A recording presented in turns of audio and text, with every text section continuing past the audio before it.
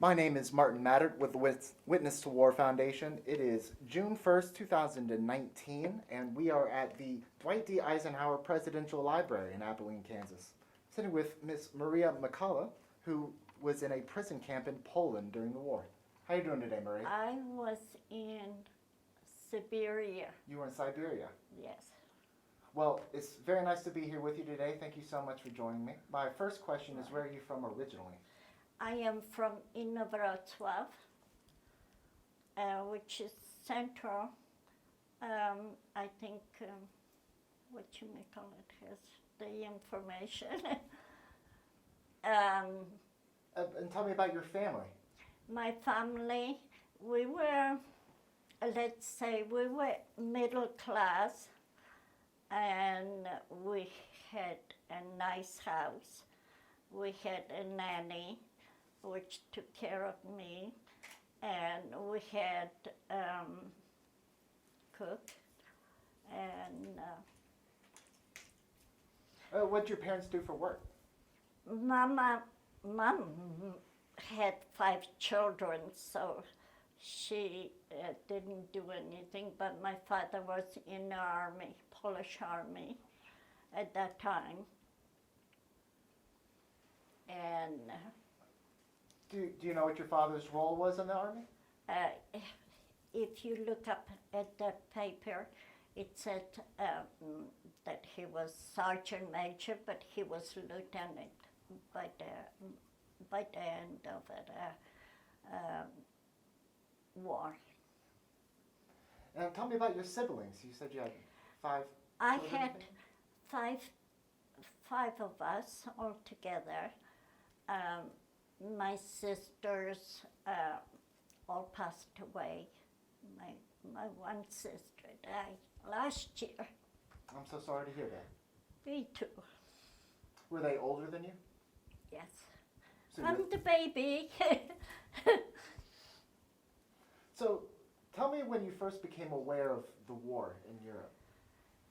Well, we didn't. There was rumors going around. We understood that the Russians were coming in because I was on the Russian part when Poland got split in half. Half of it was in German and half of it was in Russia. And my father was in the Polish army, so I don't know whether that's why they took my mother and two of my siblings, Christina and Ursula. They took us to the cattle wagons, just like they did to Auschwitz, except we were stuck because the trucks were, there was a bombing of the railroad tracks, and so we were stuck in the cold for 3 days, and no food, no water, no nothing. And they manned the hole into the middle of the thing and tried to use the bathroom. But it was all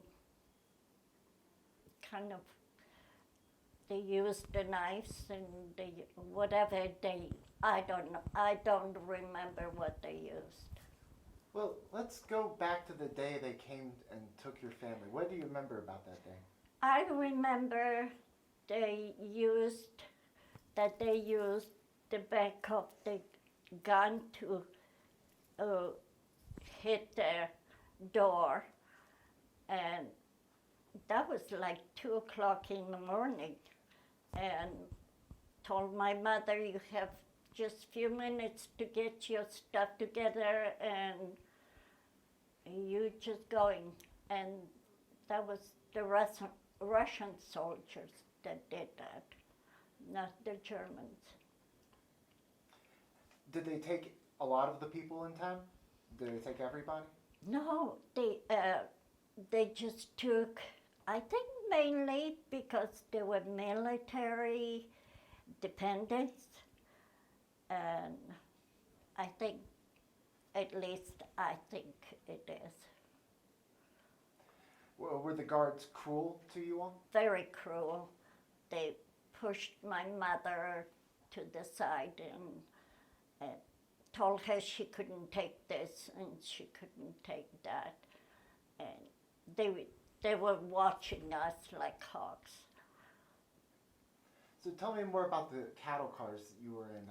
How full were they? They were packed. There was at least, I would say, 80 people packed in one cart. 80 people. And we were like, you couldn't squat. You just stood. To sit down, we had to ask people because I was still a child, and it was hard. I wanted milk. I wanted my food. There was nothing. And you said 3 days with no food or 3 water? days with no food, no water. They just closed the door, forgot that we were even there. Did anybody lose their life on that train? As they stopped the train, a little further on, they stopped the train, and then whoever died on the train, they just threw them out.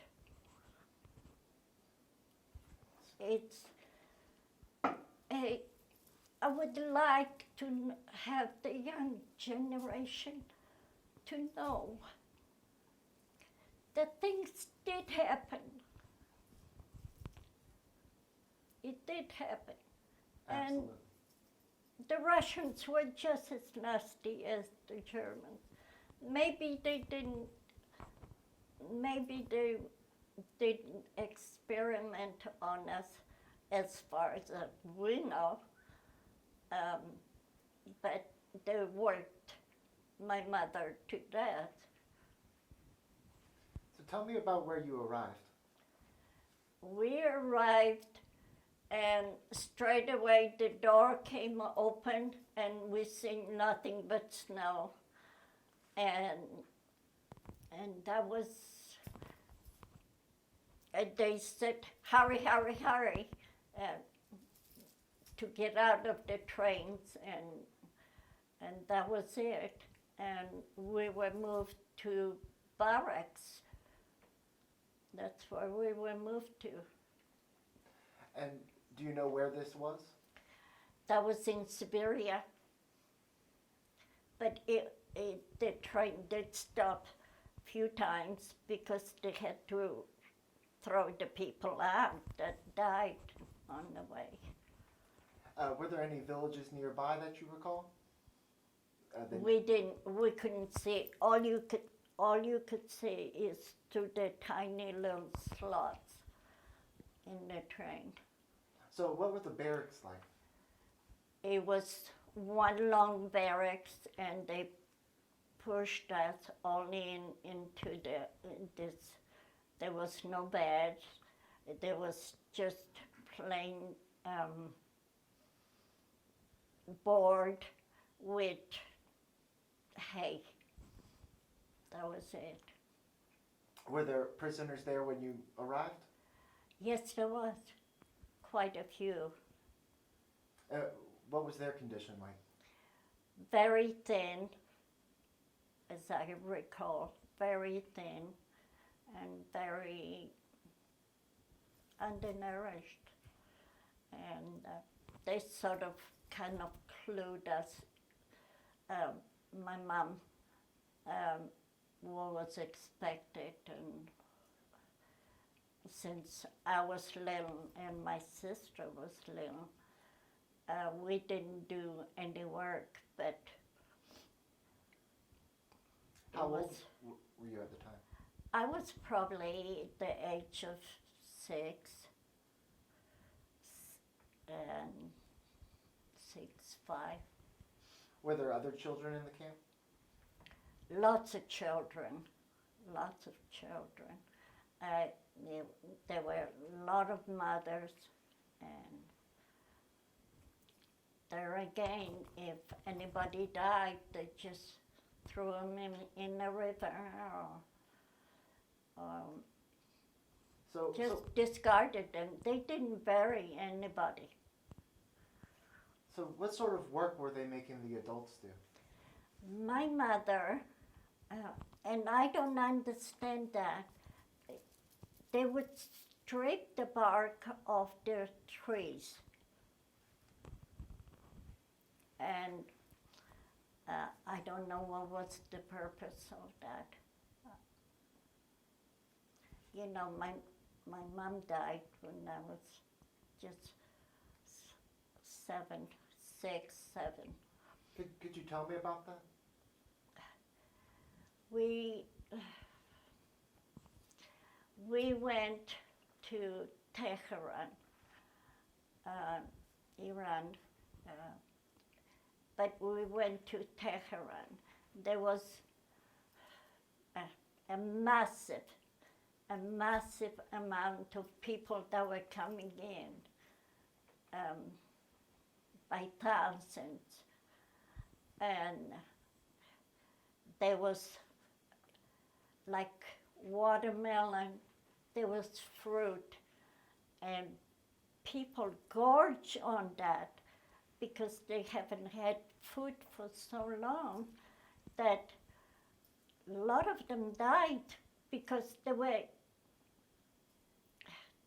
overeating. I don't know what you would call that.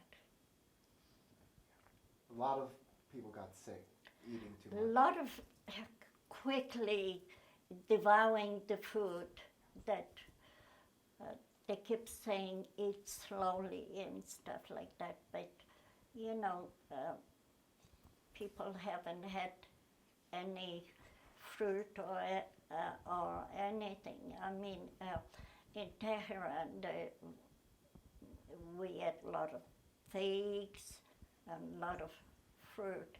We didn't eat too much meat there, but in the concentration camp, we had like one meal. If we were lucky, we had one meal a day, which bread was more with the dirt than it was with regular bread, and soup with cats and dogs and rats in it.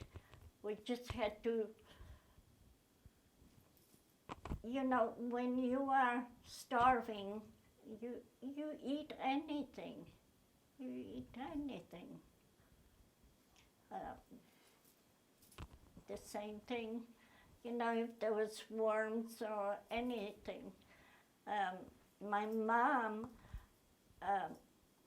she used to dig up the dandelions, and she would try and use the snow and cook some of the,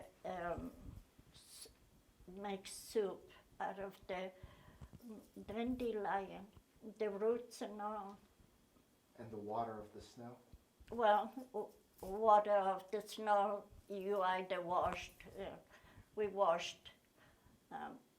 Russians were not a clean people. They didn't care whether you showered or not. I don't ever remember having a shower or a bath or anything. The only thing you had was snow, and very cold, very cold. What sort of clothes did you have? Whatever my mother put on us when we left, that was it. We didn't have change of clothes. We didn't have anything. Did anybody freeze in the camp? Of course they did, because some of the people didn't have the clothes, and they didn't have the blankets and things. Thank God my mother took a goose down comforter and wrapped us around it. And so that lasted for a long time. Now, you said they worked your mother to death. Is that correct? Yes, What do you remember about that day? my mother had, not only my mother, lot of women died. Lot of women died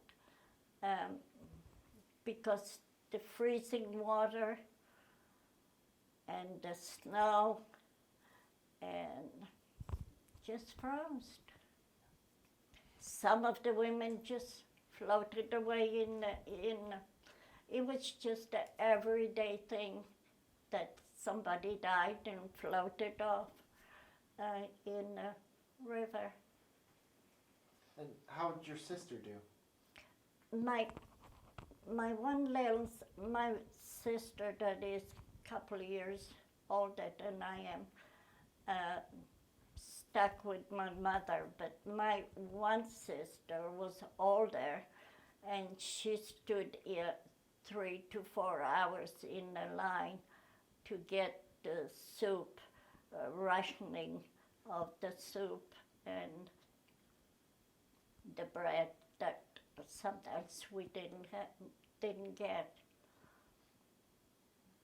That must have been hard for you and your sister to lose your mother in the camp. Did It was anybody look out for you after that? never did. It wasn't just me. It wasn't just my sister. There were thousands of people. You cannot apprehend how many people died, and they just discarded us as piece of garbage or anything. Just threw them in a river or left them laying there. Were there any guards that you... Oh yes, we were guarded with a machine gun and the dogs. Are German any of them, Shepherd dog. Do you remember any of them specifically by reputation or? No, we just seen them. That they were. Well, it was a camp. It was fenced in, so there was no escape. Where are you gonna escape in Siberia? Nowhere. Tell me about the liberation. When were you freed? When we were free, I was in Africa by then, and then heard that we were. Oh, you mean when we were free? It was General Sikorski and Anders is the one that has asked so many Polish people to be released for the Russian soldiers. It was like an exchange. And we were one of the second people that got to be on this ship. But to get to the ship, you had to go by trucks, and the trucks were loaded, and people were dying. They were dying, and it was just unbelievable. They don't have any they didn't have any feelings. There wasn't like good morning this or good morning that. You just stayed away from them because they had the German shepherds guarding the fences and stuff, and they were all right, but we wasn't. That's so hard to hear. Yeah, very hard. And that was, we were on the ship packed like sardines too. You know, some people died, they just threw them overboard because they didn't want sickness going around or whatever. They just threw people out overboard. Where did the ship take you? We ended up in Tehran.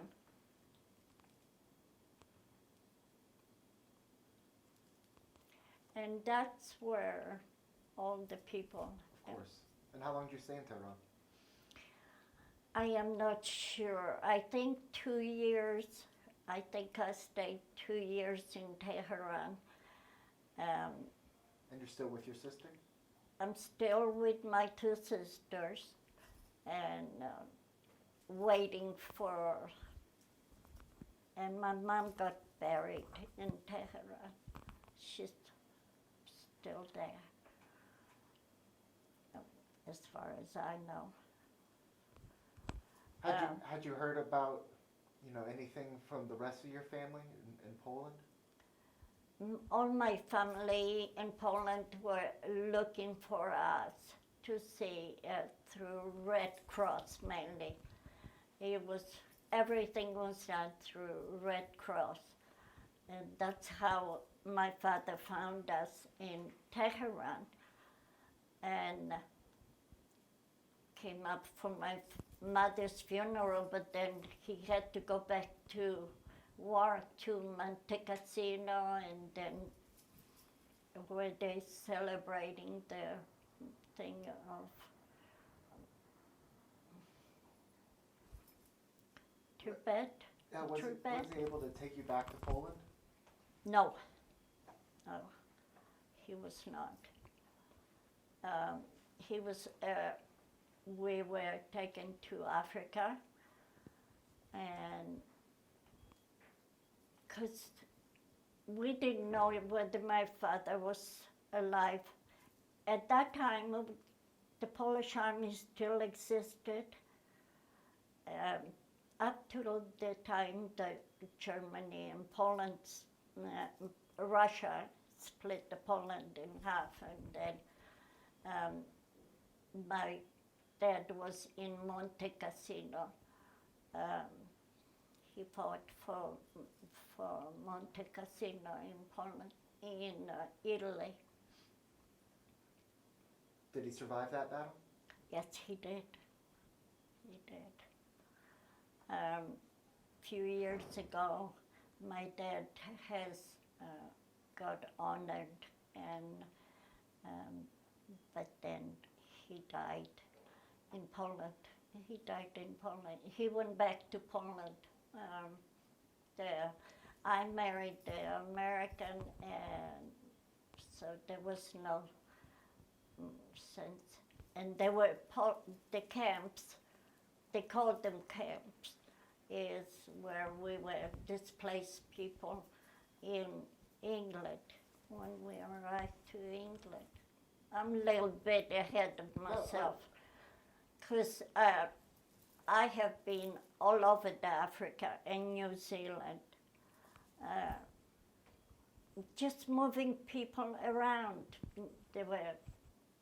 I wasn't the only one. There were thousands and thousands of people that were moved. All Polish? Polish, mainly Polish. Polish, some Czech, some Ukrainians, but a lot of Polish people. A lot of Polish people. So when you made it to England, what happened? You said they put you in camps for... Yes, we were in displaced people's camps in Fayford. First, it was in Yorkshire.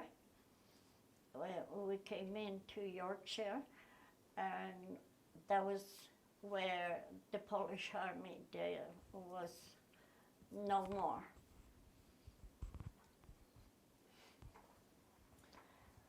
So. And approximately when was this? This was in just little bit. Where is that paper? I'm not sure. Was it in 44, 45? 45. When the war ended, everything was on Russian, as I was telling Abby, that things were on Russian, and my father was, I had 3 daughters, and had to take care of all 3 of them, so mainly half a pound of sugar had to last you a whole month.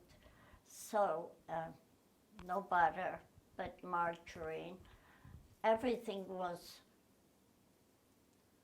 you had to, Ration? well, everything was on ration. And you were only allowed a pound of flour, and that had to last you a whole month. And we considered ourselves lucky that we even had food, We were just lucky. Was it tough to go back to school after the war? I missed out on a lot of school because I was in kindergarten and I was already 6. I should have been in 1st grade. So I missed out a lot. But in Uganda and Kenya, and I went to school there. And it was run by Sisters of Nazareth. Yeah, it was all done by nuns and trying to keep 300, 400 children in segregated. Like all the children that were older was taking care of the little ones, like I was. Making sure that I had the bath, and but it was luxury because we had the bed, which we didn't have before. We just slept on the floor, or we slept on whatever came handy.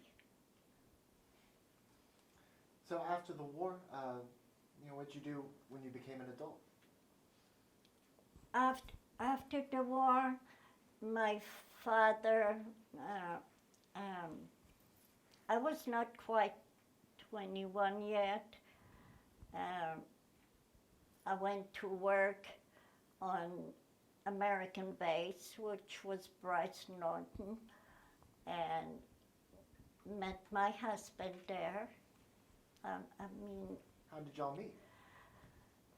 It was by accident because I didn't know what the cinema was. And I stopped in and asked him to show me where the cinema is and take me over to, and he said, well, I will go down there with you. And I said, well, no, that's okay, as long as I have the instruction. I did a lot of interpreting for the ladies that did the cooking for the GIs and in commissary, and the all-day ladies that did a lot of cooking. And the pay was good. And I worked in the bowling alley, and I don't know, took a year, and my husband used to sit and watch me work, and used to make me nervous. When did you come to America? I came in 1957. And are you living in Kansas? No. I have lived in Tucson, Arizona, Schilling Air Force Base. I have been to Guam. My husband was in Tule, Greenland for a year. You know how Air Force, they ship you wherever they want you. And so my children and I stayed in Salina a lot. Then he retired in Tucson, Arizona. It was 22 years. And you said you had some children, any grandchildren as well? Yes, I have 5 by my granddaughter, and I have 3 by my one grandson, and then I have 1 by another grandson. That's awesome. I think so. Well, a few other questions and we'll wrap up for today, okay? Okay. What do you want people listening to remember about World War II? I want to remember that Auschwitz was horrible, but so was Siberia. Germans did a lot of experiment because our neighbors in Poland did that. But Russians were not to be. Anyway, I don't trust Russians myself, and they were just as cruel and just as mean as. But I would like the young generation to know that it really, really did happen. It did happen. We're here at the Eisenhower Library on the 75th anniversary. Is there anything you'd like to say to World War II veterans? God bless them. When I was in Africa, the GIs used to come over and bring chocolates and give us chocolates and canned milk, concentrated canned milk, and we just loved it. Chewing gum. It was a big treat for us in the orphanage. It was. And God bless him. My father was there too. He survived. And lastly, any final thoughts or words of advice for anybody watching this in the future?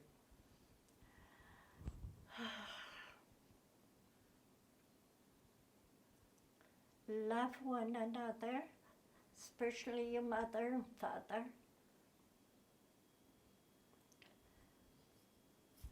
And believe in God.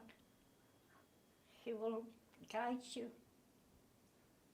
Well, Maria, By some miracle, I don't know what, I survived.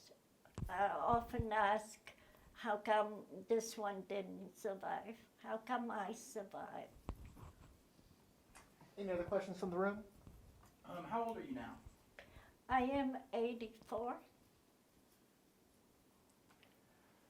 All right, well, Maria, I can't thank you enough for taking the time to come and share your stories with me today. It's an honor and a pleasure.